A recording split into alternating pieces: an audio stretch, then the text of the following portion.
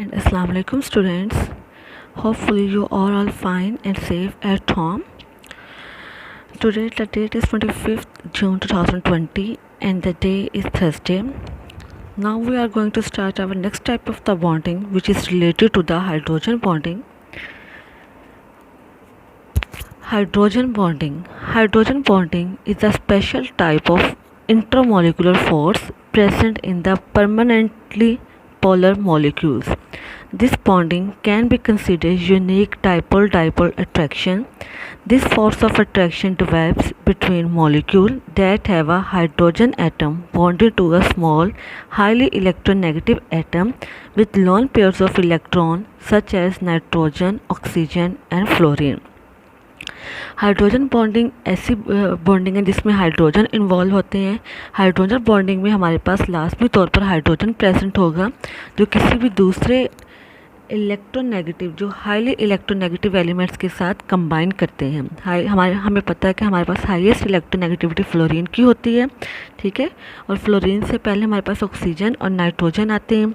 तो fluorine, nitrogen और oxygen के साथ हाइड्रोजन बॉन्ड बनाता है और इस बॉन्डिंग को हम लोग हाइड्रोजन बॉन्डिंग का नाम देते हैं. It is a strong intermolecular forces. Intermolecular force के बारे में हमने पढ़ा था कि ऐसी फोर्स जो मॉलिक्यूल्स के अंदर एटम्स के आपस में जो बॉन्डिंग होती है उसको हम लोगों ने इंटरमोलिकुलर फोर्स का नाम दिया था. और ये जो बॉन्डिंग है it is a special type of the bonding और ये सिर्फ और सिर्फ पोलर मॉलिक्यूल्स में होती हैं. ऐसे मॉलिक्यूल्स जिनके अंदर पोल्स बनते हैं. और पोल्स किसे कहते हैं? Which have positive and negative endings. The covalent bond between hydrogen atom and other atom become polar enough to create a partial positive charge on hydrogen atom and a partial negative charge on the other atom.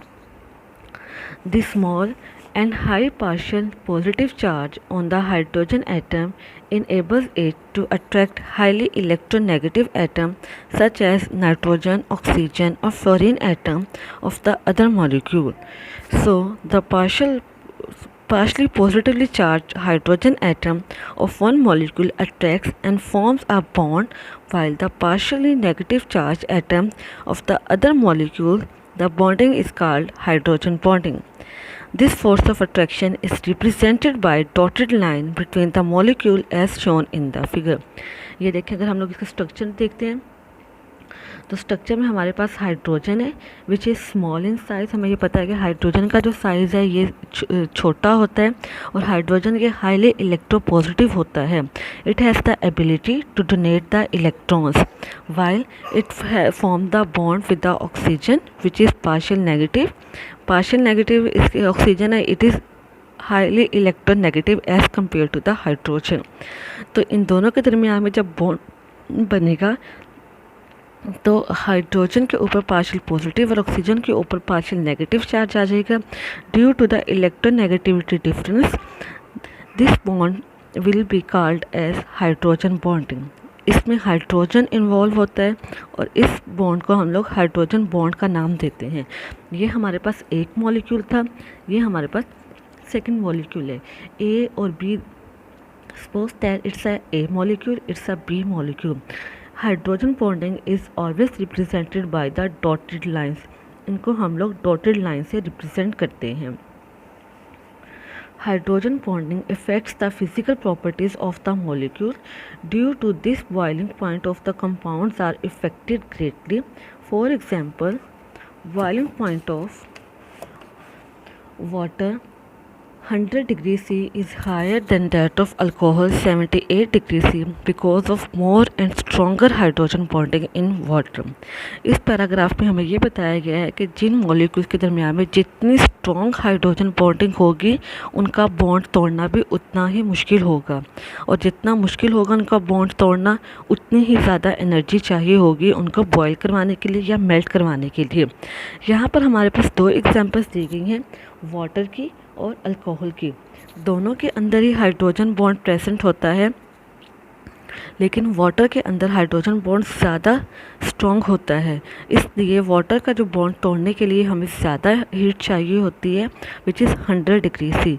जबकि alcohol के अंदर भी hydrogen bond present होता है, लेकिन alcohol के अंदर bond इतना स्ट्रॉन्ग नहीं होता as compare to the water. So the less energy is required to break the bond as compared to the water. So we can say that because of more and stronger hydrogen bonding in water, the boiling point of water is 100 degrees C, while that of alcohol is 78 degrees C.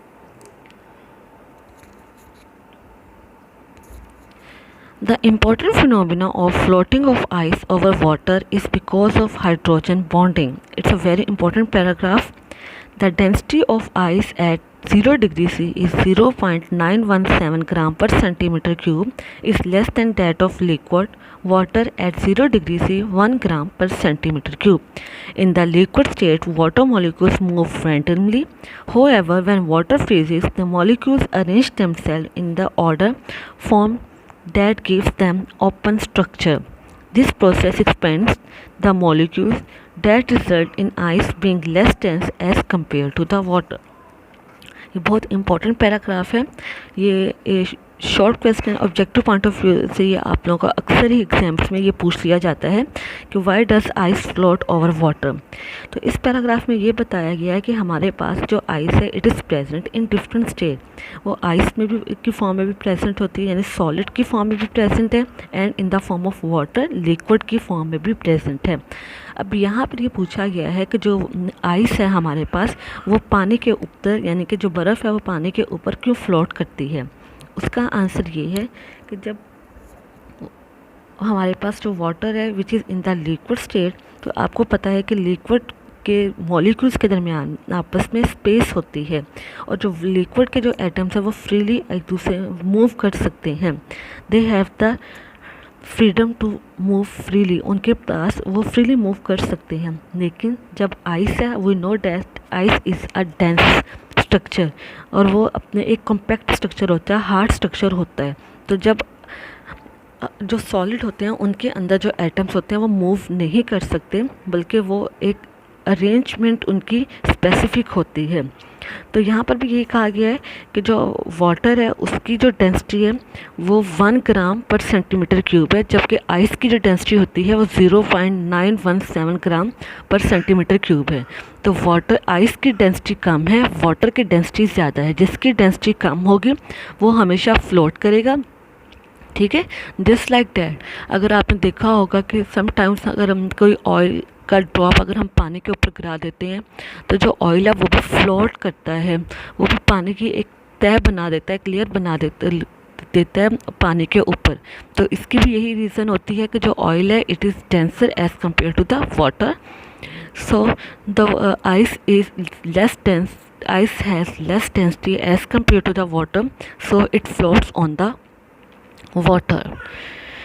Hopefully you will have the better understanding of this hydrogen bonding. Hydrogen bonding is a type of the bonding in which hydrogen is involved. It is the simplest topic and we have discussed it many times. आप इसको बारे में पहले भी काफ़ी दफ़ा discussion कर चुके हैं। तो ये आपने इसका अच्छी तरह से इसको याद करना है। And next is to test yourself, you have try to solve the test yourself. इनमें से आपने टेस्ट योरसेल्फ सॉल्व करने हैं, इनके आंसर्स मार्क करने हैं। It's your homework. Thank you.